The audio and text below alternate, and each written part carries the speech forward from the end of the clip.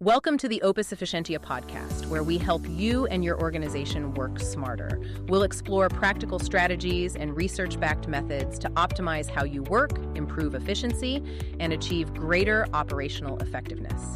In this episode, we'll explore what it means to have a high agency mindset. Let's start with this. You know those moments at work, maybe a project stalls, or you hit some frustrating roadblock and you just think, if only someone would just do something. Yeah, we've all been there. Exactly. But then there are those other people, the ones who are that someone. They don't wait around. They actually make things happen. Mm-hmm. So today we're really digging into the secret behind that dynamism. Our mission for this deep dive is to explore the power of what people are calling a high agency mindset. Right. We want to unpack what it truly means, why it's become, honestly, such a critical differentiator, and maybe most importantly, how you can actually cultivate it yourself.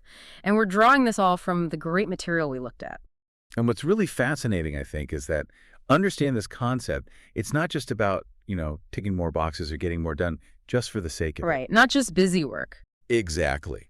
If you look at the broader impact, it's really about fundamentally shifting how you engage with your work. It's empowering you to create a tangible, a really meaningful impact, both in your role and, honestly, across your whole organization. Okay. It's kind of like becoming the architect of your own outcome. I like that, architect of your outcomes. Yeah. Okay, so let's unpack this then.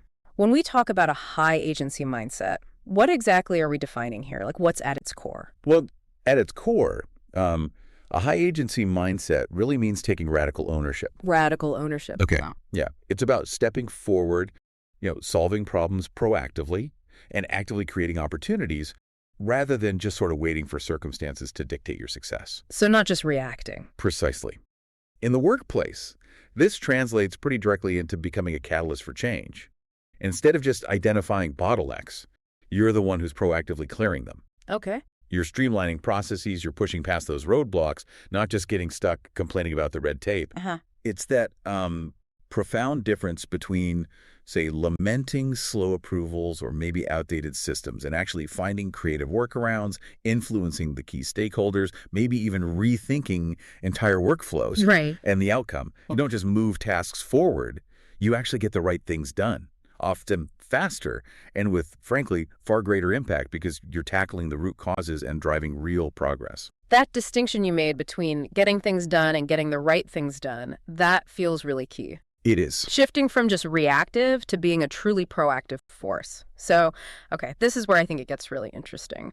What makes these high agency individuals, what makes them stand out? What are those defining characteristics? Yeah, it really boils down to, based on what we've seen, about 6 key traits that when they combine, create this really powerful approach. Okay, 6 traits. What's the first one? First, there's ownership and accountability. These individuals, they truly own their outcomes. They absolutely refuse to point fingers or blame external factors. But wait a second, in big, complex organizations, aren't there often legitimate external factors, things genuinely outside someone's control? How does a high agency person handle that line without, becoming unrealistic or just burning out trying to control everything? That's a really critical question, actually. And it's not about being naive or ignoring reality. Not at all. Okay. It's more about understanding what is within your sphere of influence, no matter how small that might seem sometimes. Okay. So a high agency person acknowledges the external constraint, sure, but then they immediately pivot to, okay, given this reality, what can I do? How can I work around this or maybe through it, or how can I influence it?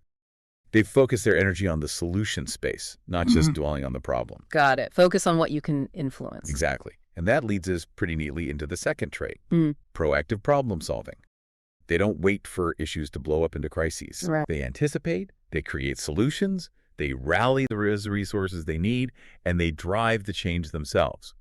You could almost think of it as moving from being a firefighter to being more like a fire prevention specialist. That's a great analogy. Okay, what's third? Third is resilience and persistence. For these individuals, setbacks aren't stop signs. They're just, challenges waiting to be conquered. They tend to see failure more as data, something to learn from, not as a final defeat. Okay, makes sense. Fourth is resourcefulness. They are masters at maximizing whatever they have available.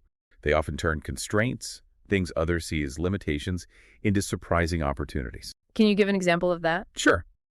Imagine like a startup founder. Instead of waiting for a huge chunk of venture capital, maybe they figure out how to repurpose existing open source tools to build their minimum viable product, their MVP. Mm-hmm.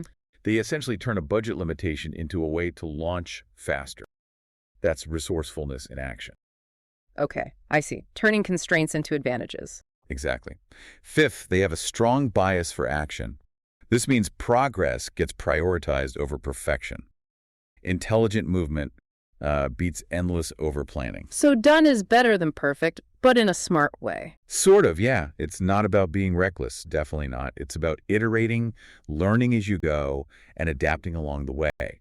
And ironically, that often leads to higher quality outcomes, and faster too.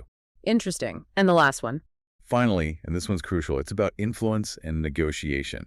They don't just adapt to the circumstances they find themselves in, they actively work to shape them. That's a really powerful set of traits, and I can definitely see how they build on each other. You mentioned influence and negotiation. That sounds, well, maybe a bit advanced. Is that something someone just starting out can develop, or is it more for senior people? Oh, absolutely something you can develop from day one, even as an individual contributor. Really? Well, it starts with the basics. Effective communication. Really trying to understand other people's perspectives, building trust. It's often about learning how to articulate why your proposed solution helps others achieve their goals, not just focusing on your own. Framing it for them. Exactly. So ultimately, embracing these 6 traits, it allows for this fundamental shift. Yeah. Moving from just reacting to challenges to actively shaping positive, impactful outcomes. Okay, this is super helpful. So let's bring it down to the practical level. What does this all mean for you, the listener? Whether you're an individual contributor trying to make a bigger mark, or maybe you're a leader who wants to foster this kind of thinking in your team, how can someone practically cultivate this high agency mindset day to day? Right, let's break down some actionable steps. Mm-hmm. So if you're an individual contributor, really focus on that proactive problem solving. All right. This means taking the initiative. Identify and address those little inefficiencies without waiting for someone else to act, or worse, waiting for the problems to get bigger. Got an example? Yeah. Let's say you notice there are always recurring delays in project handoffs between teams. Okay. Common problem. Very common. So instead of just complaining about it or maybe blaming the other team, you could actually take the initiative.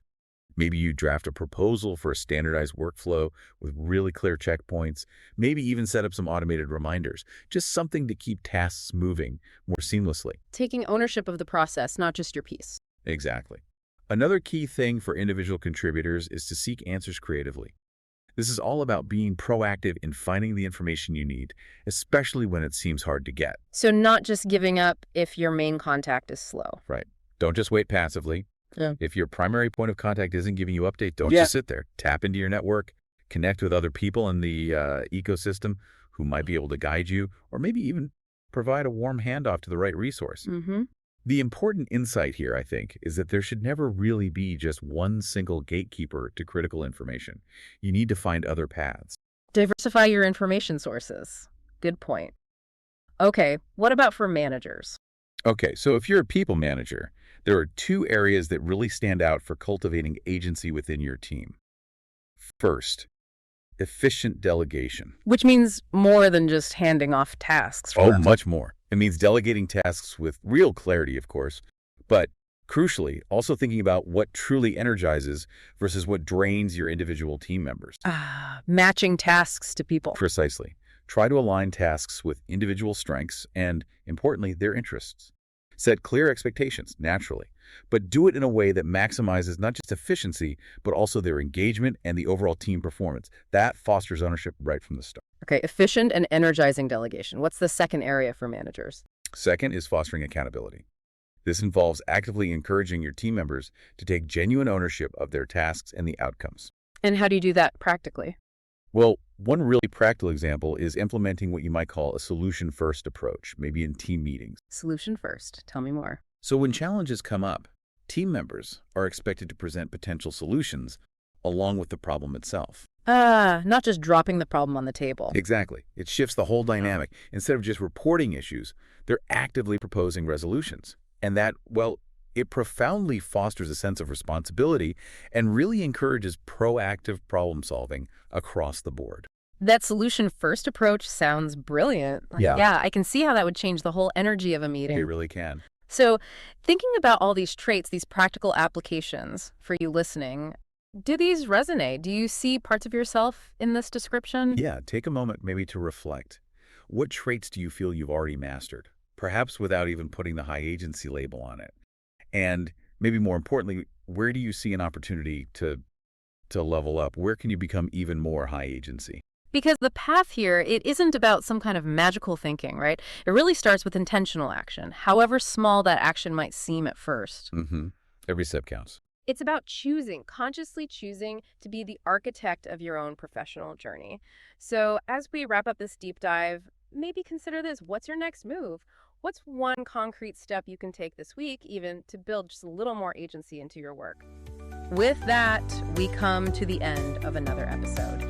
Thanks for tuning in to the Opus Efficientia podcast. Be sure to subscribe so you don't miss our next episode on optimizing the way you work. And check out opusefficientia.com for more insights.